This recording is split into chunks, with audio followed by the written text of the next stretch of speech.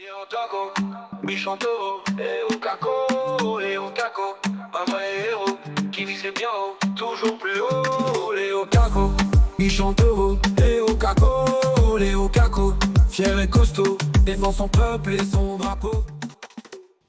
Le vieux taureau, Léo Caco, à la robe bonbon sirop, il y a de cela très longtemps, était grand chef et maître des champs.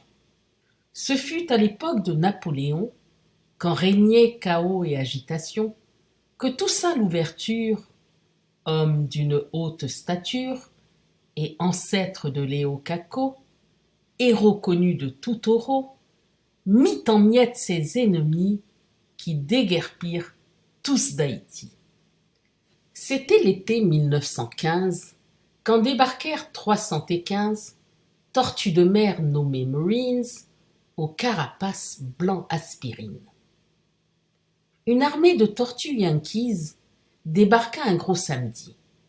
Elles ressemblaient à des frigos, carrure carrée et très très grandes, gesticulant et ordonnant décrets et lois à tout bout de champ. Léo Caco se rebella. Il réfuta leur blablabla, il ramassa femmes et enfants, cousins-neveux et bien portants, et décida de ficher le camp. Avec une troupe d'autres taureaux, il forma un troupeau de cacos et s'établit à 5000 bornes, dans une vallée en bas d'un morne, sur un terrain abandonné, envahi d'un tas de ragés. Et du levant au couchant, en combite, les taureaux vaillants ruminaient, sarclaient, creusaient et bêchaient. Ils scandaient et tambourinaient sur de beaux rythmes fort entraînants. Lorsque survinrent les grosses pluies, on n'entendait plus aucun bruit. Le troupeau Léo Caco et ses héritiers avaient fini de bien sarcler.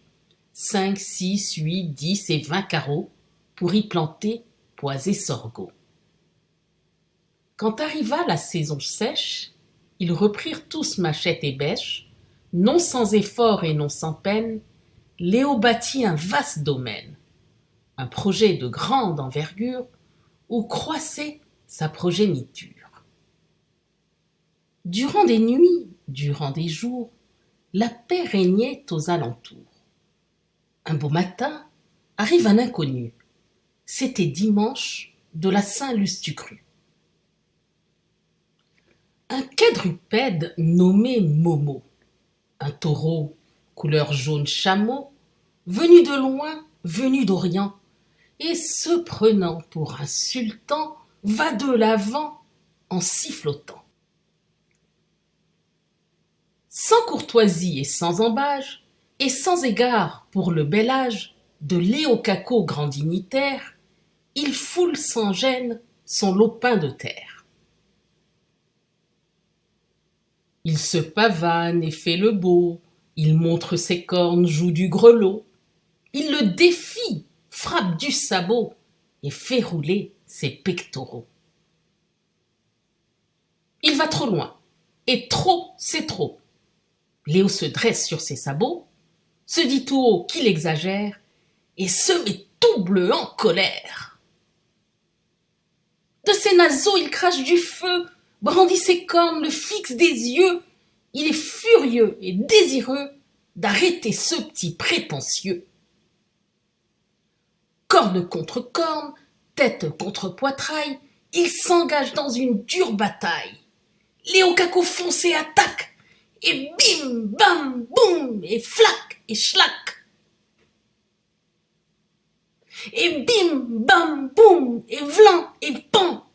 Les cornes en l'air, sabots devant, Léo envoie dans le décor le jeune Momo Taureau Junior qui se croyait beaucoup plus fort. Mais quand il voit le jeune Momo, KO à terre qui ne dit mot, il s'excuse, gêné, honteux, d'avoir frappé le malheureux.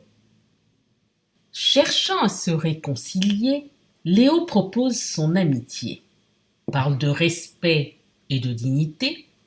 Momo contrit, se repentit, et ils devinrent frères pour la vie. Deux taureaux ne peuvent cohabiter en un même pâturage. Proverbe créole haïtien. Léo Taco, méchant taureau, Léo Caco, Léo Caco, maman et héros, qui visait bien haut, toujours plus haut. Léo Caco, méchant taureau, Léo Caco, fier et costaud, défend son peuple et son drapeau.